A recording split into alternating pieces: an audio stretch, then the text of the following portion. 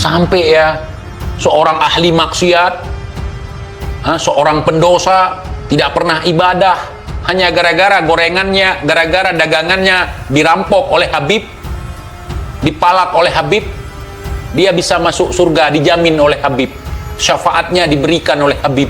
Ya Allah, yang bisa memberikan syafaat itu Rasulullah Sallallahu Alaihi Wasallam atas izin Allah. Tidak ada setelahnya, tidak ada. Cuman Rasulullah yang diberikan kekhususan untuk bisa memberikan syafaat. Bahkan nabi-nabi dan rasul sebelumnya tidak bisa. Itulah keistimewaan Khatamul Anbiya wal Mursalin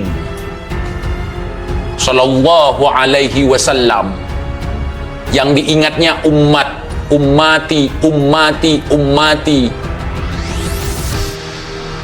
Ini kalian goreng, kami cucunya memiliki tempat yang spesial di hatinya. Bahkan kami bisa membawa kalian masuk ke dalam surga. Kalian sendiri pun belum tentu.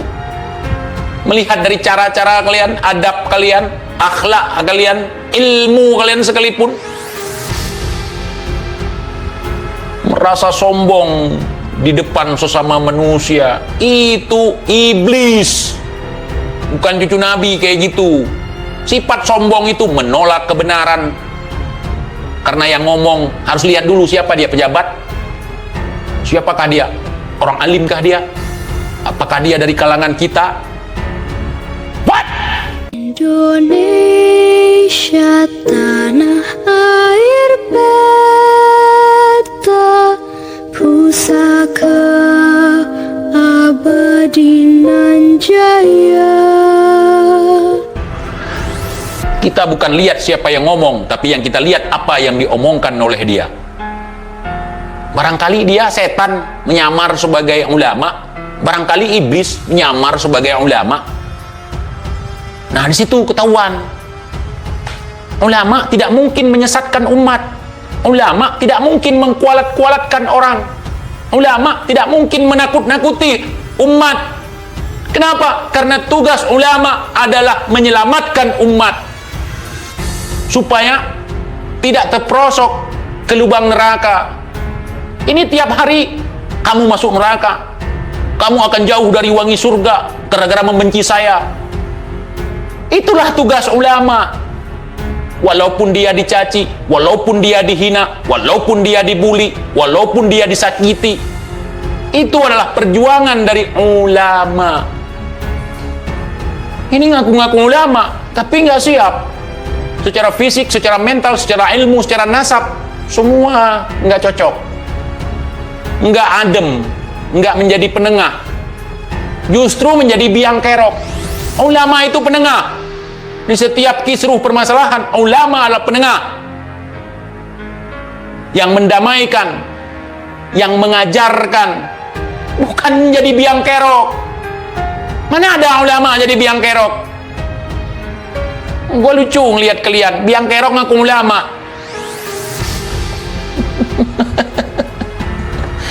Ngamuk kalau nggak diakui Habib, ngamuk kalau nggak diakui cucu Nabi. Bukti kagak ada. Bukti dulu bos. Nih buktinya, bukan buku hijau dari Robito. Lemah itu. Buktikan dengan akhlakmu, dengan perilakumu, dengan ilmumu, dengan kemanfaatan dirimu. Gue lihat dari awal sampai akhir nggak ada manfaat kalian sama sekali. Kemudian ngomong kalau nggak ada kami, kalian hari ini nyembah pohon. Justru kalau kebanyakan model-model seperti kalian, banyak orang, na'udzubillahi min dzalik, jangan sampai banyak orang jadi murtad gara-gara model kalian.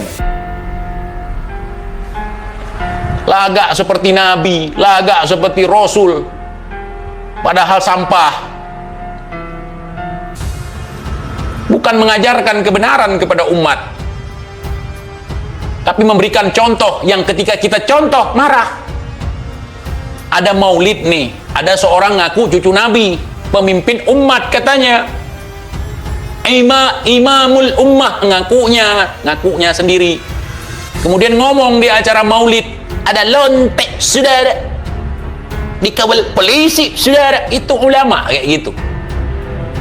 dijadikan sebagai ganjalan kandang kuda saja tidak bisa kepalanya, apalagi dijadikan imam.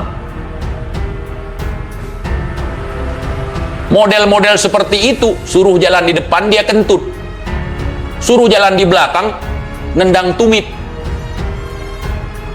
kagak ada pantas-pantasnya.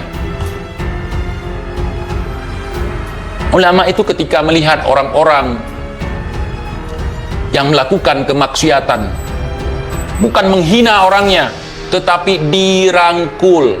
Itulah tugas dia sebagai ulama, menyampaikan risalah, menyampaikan ajaran, tidak bosan-bosannya, dengan kesabaran. Itu tugas dia. Bukan kita vonis, kamu masuk neraka, saya masuk surga. Ikut saya masuk surga, ikut dia masuk neraka. Bukan begitu. Tugasmu gimana caranya menyadarkan orang-orang kalau kamu ngaku sebagai ulama, merasa diri. Rangkul, ajarkan, supaya kita semua selamat. Ini diajak orang-orang untuk menjauhi, untuk membenci. Benci dia karena membenci saya. Persekusi dia karena tidak mengakui saya sebagai cucu Nabi. Jangan-jangan dulu ngaku sebagai cucu, sebelum jelas, hai Tuhan, siapa buyutmu? Siap mati demi kami. Pantang bagi saya mati demi orang yang tidak jelas. Hidup dan mati kita lillahi ta'ala, bukan lil bahar, lil rizik. Kagak jelas sama sekali.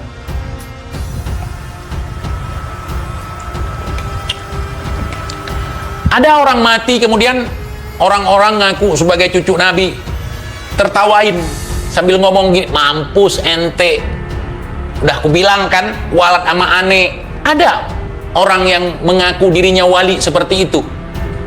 Hah? Mampus ente, kan melawan aneh. Itu bocil, itu pergaulan standar bocil. TIJ mengatakan, kita nggak bisa menghidupkan orang mati. Kalau berani itu yang sakti-sakti di kalangan Habib-Habib odong-odong ini, yang bisa menghidupkan orang mati, yang bisa mi'raj, yang bisa mengusir mungkar nakir. Itu sama saya diskusinya duel pun mau saya sama mereka. Pegang itu kakinya, saya lemparkan itu, saya tentu akan ke batang kelapa itu. Begitu ilmu halu, makanya kalau meniru bukan berguru. Begitu jadinya, ujar TIJ. Kalau saya perhatikan, kelompok-kelompok oknum yang menamakan dirinya Habib ini, pemikirannya seperti bocil yang masih labil. Udah koar-koar begini, caci maki begini, caci maki begitu. Ketika orang lain memberikan respon, persekusi dia, kualat dia, nggak dapat syafaat dia. Aduh, ambil syafaat kalian, bawa pulang kasih ke mak bapak kalian ya. Ambil syafaat kalian itu untuk mak dan bapak kalian. Oh, saya punya surga, ambil surga kau itu kau kasih ke mak dan bapak kau. Saya tidak usah. Surga punya kalian, punya datuk kalian itu, punya mbah buyut kalian itu, kasih ke keluarga kalian, gak usah ke kami. Syafaat dari si Rizik, syafaat dari kalian, ambil buat kalian sendiri. TJ gak usah. Indonesia sejak dulu kala tetap dipuja-puja bangsa.